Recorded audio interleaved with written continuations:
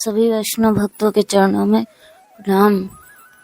कार्तिक मास बहुत विशेष मास है और इस मास में इसका महत्व भी बहुत है और इस मास में भक्ति करने की सरल विधि है। इस मास में भगवान की जितनी सेवा करेंगे उसका हमें कई गुना बेनिफिट्स मिलने वाला है। तो आज हम बात करेंगे गोपाष्टमी कब है और गोपाष्टमी की पूजा विधि, महत्व और श्री कृष्ण से जुड़ी हुई कथा। गोपाष्टमी का पावन पर्व प्रतिवर्ष कार्तिक मास के शुक्ल पक्ष की अष्टमी तिथि को मनाया जाता है। यह दिन गाय, बछड़े, गोवर्धन पर्वत और भगवान श्री कृष्ण गोपाल के पूजन के लिए समर्पित है। इस बार यह पर्व 29 अक्टूबर 2025 बुधवार के दिन मनाया जाएगा। आओ जानते हैं इस पर्व से जुड़ी पूजा विधि और श्री कृष्ण से जुड़ी हुई कथा। गोपाष्टमी का महत्व। 33 करोड़ देवी देवताओं का वास है। हिंदू धर्म में गाय को गौ माता का दर्जा दिया गया है और उन्हें अत्यंत महत्वपूर्ण माना जाता है। शास्त्रों के अनुसार गाय के शरीर में 33 करोड़ देवी देवताओं का वास होता है। इसीलिए गो पूजन करने से समस्त देवता प्रसन्न होते हैं और भक्तों की सभी मनोकामनाएं पूर्ण होती हैं। इसीलिए गोपाष्टमी के दिन गायों की पूजा होती है, गोवर्धन पूजा होती है, श्री कृष्ण की पूजा होती है।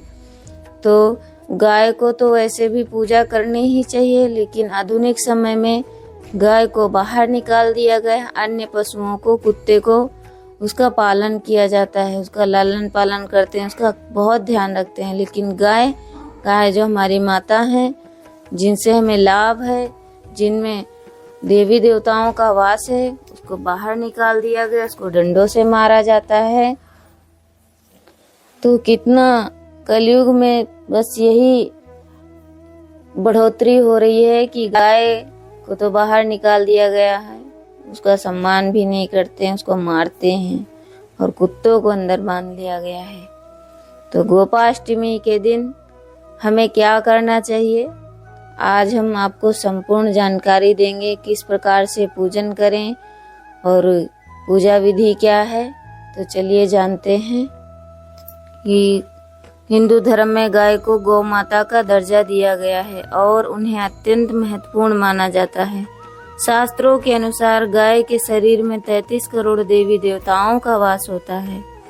इसीलिए गौ पूजन करने से समस्त देवी देवता स्वतः ही प्रसन्न हो जाते हैं। भक्तों को सभी मनोकामनाएं भी पूर्ण होती हैं। अक्षय पुण्य मिलता है। गोपाष्टमी के दिन गौ सेवा और दान पुण्य करने से अक्षय फल की प्राप्ति होती है। संकट से मुक्ति।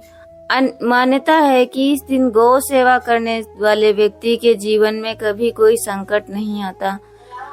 तो सबसे बड़ी बात यह है कि सिर्फ गोपाष्टमी के दिन ही गाय का पूजन क्यों, प्रत्येक दिन गाय का पूजन करना चाहिए, उनके चरण स्पर्श करनी चाहिए, उनको प्रथम रोटी देनी चाहिए। आरोग्य लाभ। यह भी माना जाता है कि जो व्यक्ति गौ माता के नीचे से निकलता है उसे विशेष पुण्य और शुभता प्राप्त होती है।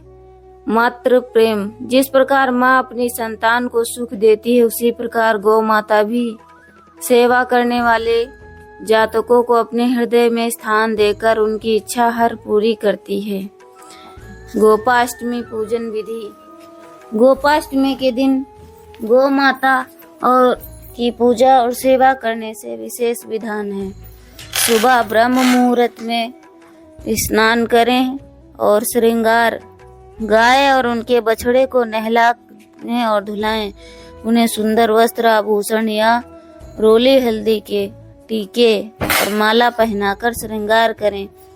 पूजा और परिक्रमा। पूजन और आरती। गाय माता की पंचोपचार विधि। गंगा जल, पुष्प, धूप, दीप नैवेद्य से पूजा करें। दिया जलाकर आरती उतारें। परिक्रमा करें। गौ माता की श्रद्धा पूर्वक परिक्रमा करें। बाहर जाना। गौचारण। परिक्रमा के बाद गाय और बछड़े को घर से बाहर ले जाकर कुछ दूर तक उनके साथ चलें। यह प्रतीक है कि आप गौचारण गाय चराने की परंपरा का पालन कर रहे हैं। भोजन कराना। गौ सेवा। गाय को हरा चारा, हरा मटर, गुड़ या विशेष पकवान खिलाएं। शाम को संध्या काल में सायं पूजा। जब गायें चरकर वापस घर लौटती हैं तब उनकी दोबारा पूजा और आरती करें। दान। ग्वालों को दान। इस दिन ग्वालों को गाय चराने वाले को यथाशक्ति दान और दक्षिणा अवश्य देनी चाहिए। जिनके घर गाय नहीं है, गौशाला में सेवा। जिनके घर गाय नहीं है वे गौशाला जाकर पूजा करें। गायों को चारा, गुड़ खिलाएं और गौ संवर्धन के लिए यथाशक्ति अन्न, धन या अन्य वस्तुएं भी दान करें। गोपाष्टमी पर पर्व की पौराणिक कथा। तो अब हम सुनेंगे गोपाष्टमी की पौराणिक कथा। गोपाष्टमी की पौराणिक कथा क्या है जानेंगे।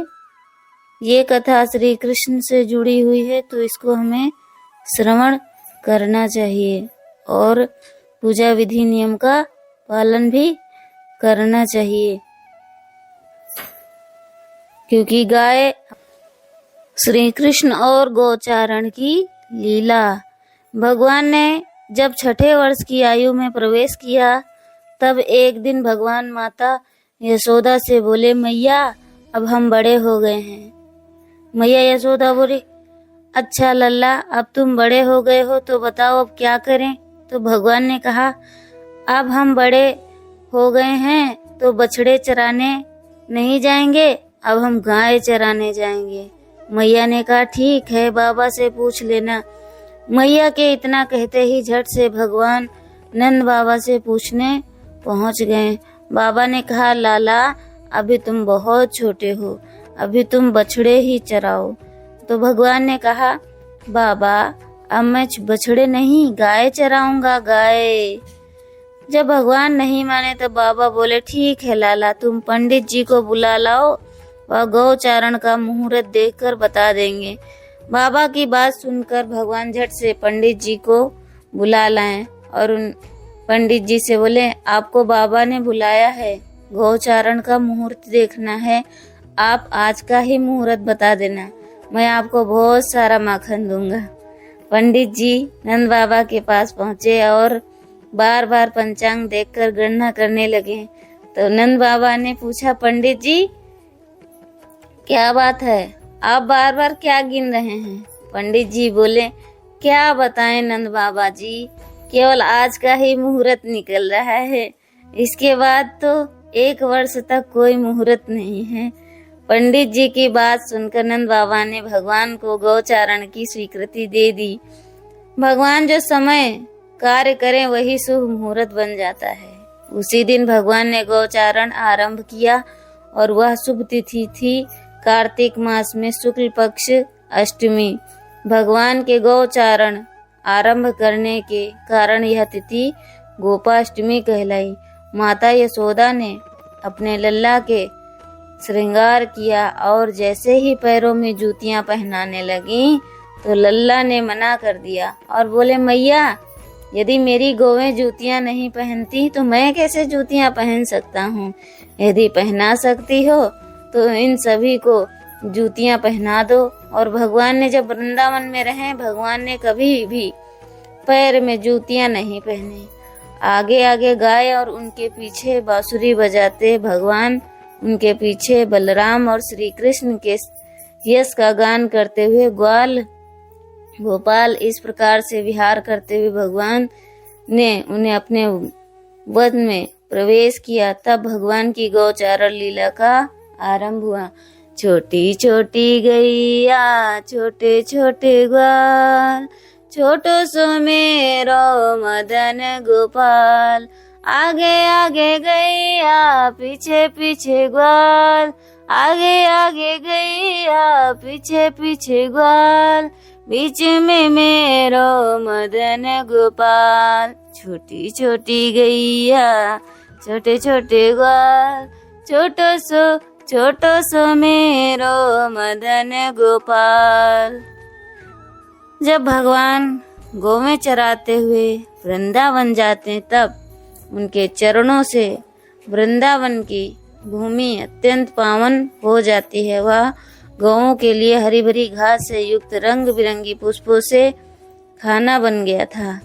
तो भगवान ने जब कहा कि मैं ही जूती नहीं पहनूंगा तो गायों के लिए ही जूती बनवाओ, तो गायों ने सुना कि भगवान कितने दयालु हैं। उसमें से गायों के तुरंत अश्रु निकल आए। तो फिर उन्होंने कहा कि जब कृष्ण बाहर निकलेंगे तब हम उनके आगे चलकर पहले जो कंकड़ पत्थर हैं उनको अपने पैरों से मसल देंगे तो वो फिर भगवान के पैरों में नहीं चुभेंगे। तो गायों ने ऐसा ही किया। तो गोपाष्टमी की आप सभी को बहुत बहुत शुभकामनाएं। गायों की सेवा करें, गायों को रोटी खिलाएं और भगवान कृष्ण की सेवा